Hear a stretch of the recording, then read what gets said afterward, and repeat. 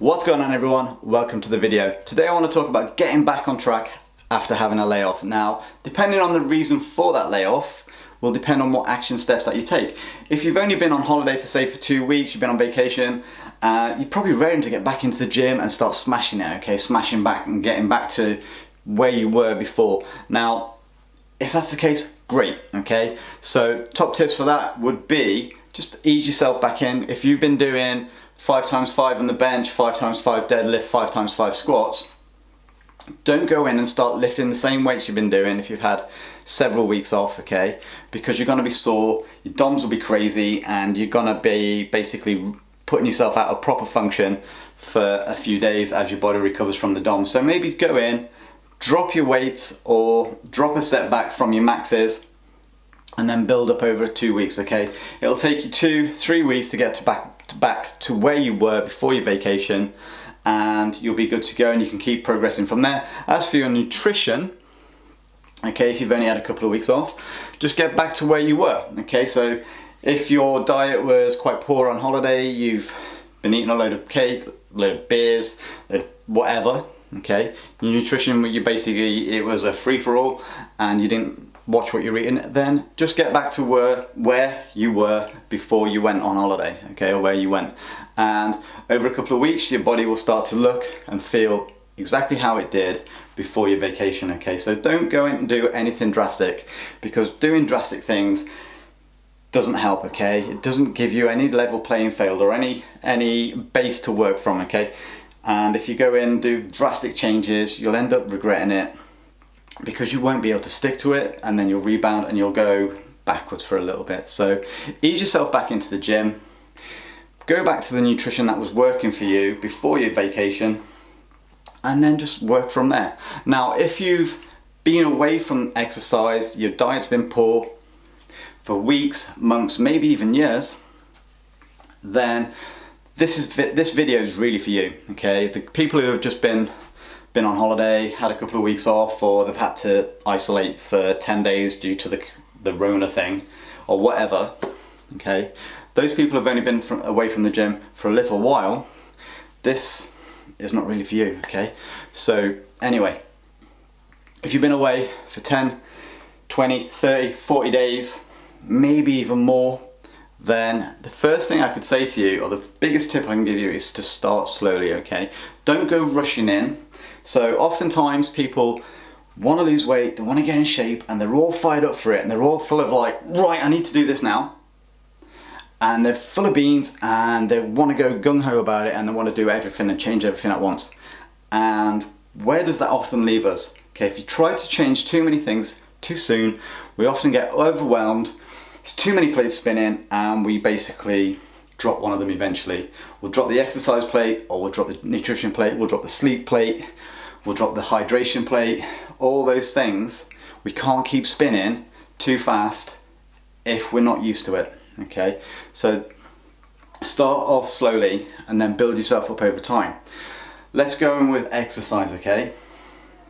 Now, a lot of people, when they've been away from it, they want to go in and do everything that they did in the past. Say for instance you've been to the gym and it's been 10 years since you've been to the gym, and you remember you used to do X amount of weight. You used to do 100 kilo bench press, and you used to do 10 reps, and you used to do that 10 times. And you go in, you load the 100 kilos up, and you're like, I can't do this anymore. Okay, you've set yourself up for failure. You haven't been to the gym for a while, so why go in and try and do something that you've done in the past and then get disappointed that you can't do it, okay? Of course, if you haven't been doing anything for that length of time, it's gonna be difficult. So why not ease yourself in and start again, okay? That's the easiest thing I can say, the best thing I can say. Ease yourself in, start again, okay? And then build yourself up. And what you'll find over time, that your strength will increase, and you'll be able to get to, maybe, depends on length of time, maybe over time, you'll get to where you were in the past. It depends on your age, your sex, your exercise experience in the past, and how long you're gonna commit to doing this, okay? So ease yourself in. So that means instead of going for a 10-mile run, go for a 10-minute walk. And once a 10-minute walk becomes easy, go for a 20-minute walk, and so on and so forth. If you feel like you want to go running, start with walking, maybe add in some jogging or yogging. Once that becomes easy, increase the distance that you run or the speed that you run at, okay? And then do that slowly over time. Running not for you, I know what you mean, okay? So if running's not your thing, get yourself on a bike. Go for a bike ride. If it's raining outside, get out in the rain, okay? Don't be scared of a little bit of rain. You're not gonna melt.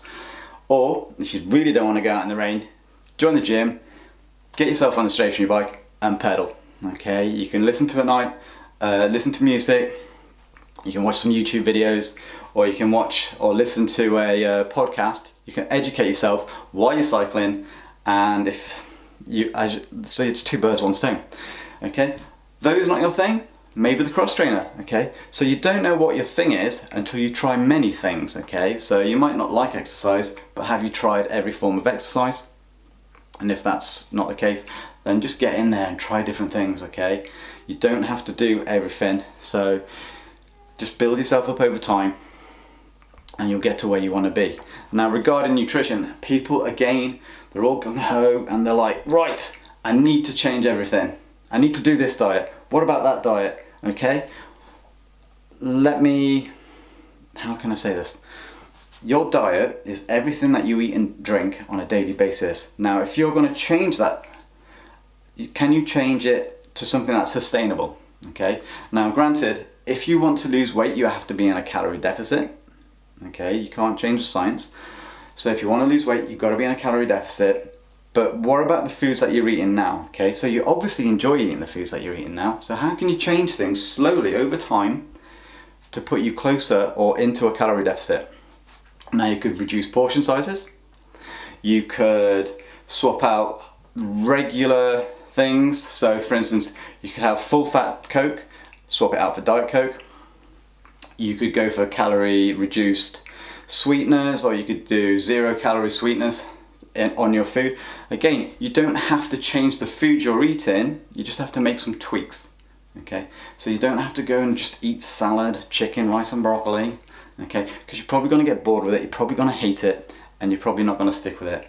So look at the nutrition that you're eating now and then change it slowly over time to get to where you want to be. You don't have to change everything now, okay?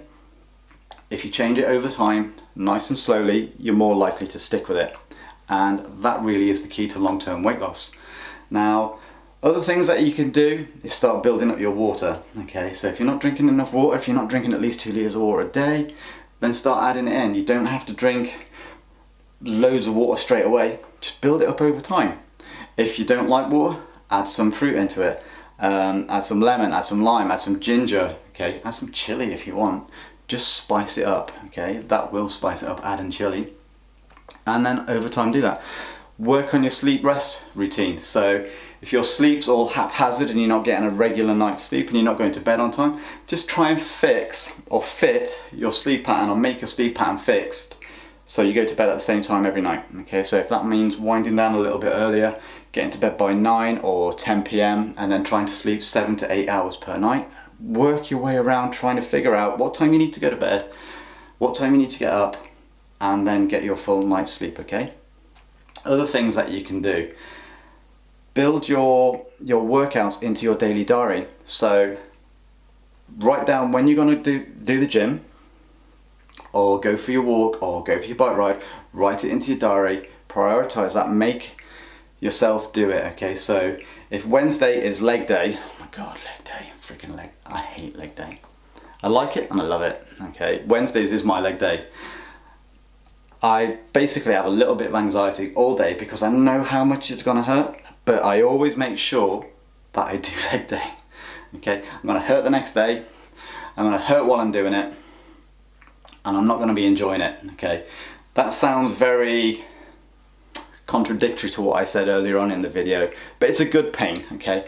It's like pushing myself as hard as I can with those squats, with those lunges, or whatever it is I'm doing, and I'm pushing myself through the pain barrier, through the rep barrier, so I can get better and stronger, okay? But I've been doing this for a while.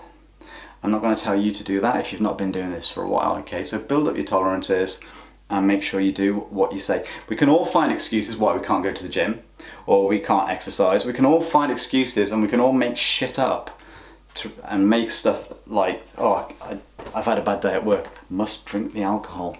Had a bad day at work, must eat cake. How about, I've had a bad day at work, I'm gonna do this exercise and I'll feel better afterwards, because you will, okay? You will feel proud of yourself and you'll feel better for it, that you've done something that you've wrote down and said you're gonna do, rather than just giving up because you've had a bad day. We all have bad days at work. Trust me, I have bad days at work, but I always make sure I go to the gym or do the exercise I say I'm going to do when I'm going to do it, because I always feel better afterwards, okay?